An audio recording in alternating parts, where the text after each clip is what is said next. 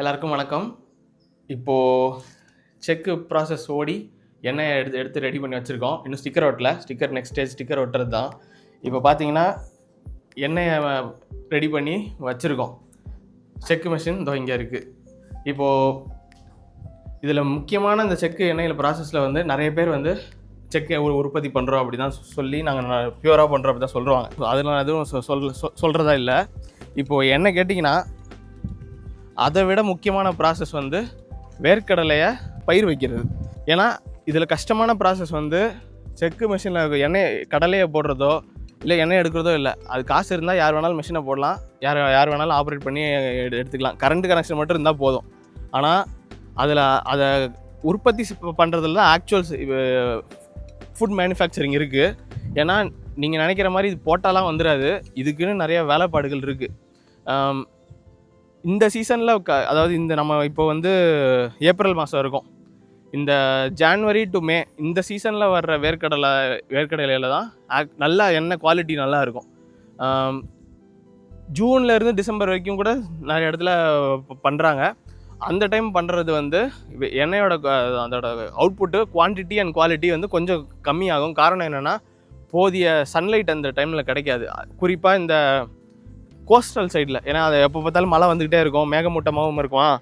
So போதிய வெளிச்சம் இல்லாதனால அந்த லெவலில் திரட்சியாகவும் வராது. ஸோ இப்போ பார்த்தீங்கன்னா இது ஆல்மோஸ்ட் ஹார்வெஸ்ட் ஸ்டேஜில் தான் இருக்குது. இன்னொரு 1 வீக்கில் ஹார்வெஸ்ட் பண்ணிவிடுவோம். இப்போ பார்த்தீங்கன்னா இதுக்கு ஸ்டார்டிங்கில் இருந்தே அந்த விதை தேர்வுலேருந்து இதை ரொம்ப பக்குவமாக பார்க்கணும். ஏன்னா முளைச்சி வர்ற ஸ்டேஜில் இருந்தே காக்கா வந்து இதை கொத்தி காலி பண்ண ஆரம்பிச்சிடும்.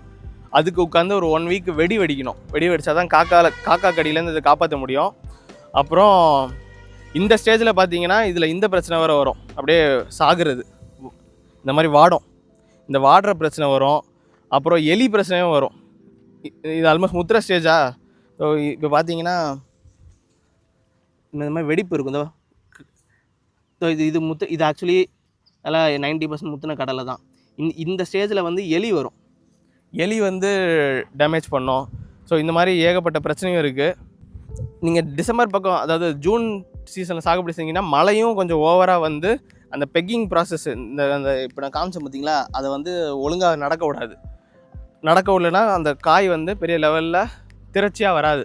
அந்த பிரச்சனையும் இருக்குது.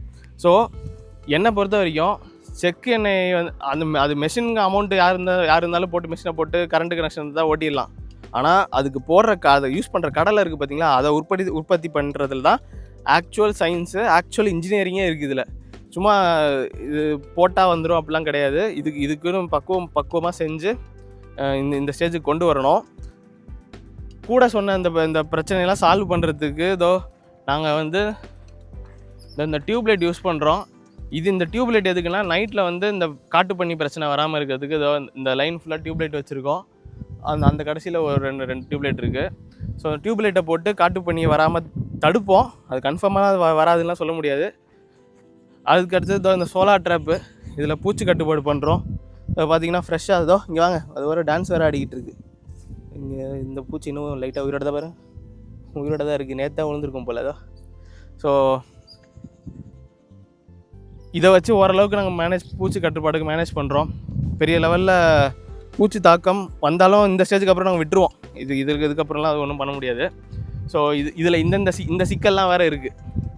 இருந்தாலும் ஏன் பண்ணுறோம் அப்படின்னா, மக்களுக்கு காம்படிட்டிவ் ப்ரைஸில் ஆயில் கொடுக்கணும் அப்படிங்கிறதுனாலையும், இந்த பிரச்சனைலாம் ஓவர் கம் பண்ணி சாகுபடி செஞ்சு காம்படிட்டிவ் ப்ரைஸில் கொடுக்கணும் அப்படிங்கிறதுனால இந்த பிரச்சனைலாம் இருக்குது அப்படிங்கிற சொல்ல வரேன். அண்ட் அதனால தான் இதுதான் முக்கியம் அப்படின்னு நான் சொல்ல வரேன். சில பேர் அதுதான் முக்கியம்பாங்க, அது அவங்கவுங்க பெர்ஸ்பெக்டிவ். பட் என் பெர்ஸ்பெக்டிவை பொறுத்த வரைக்கும் நாங்கள் இடத்துல இருந்து இந்த கடலையவே நாங்கள் உற்பத்தி பண்ணுறோம். எண்ணெயை மட்டும் உற்பத்தி பண்ணுறதில்ல, கடலையை உற்பத்தி பண்ணுறோம்.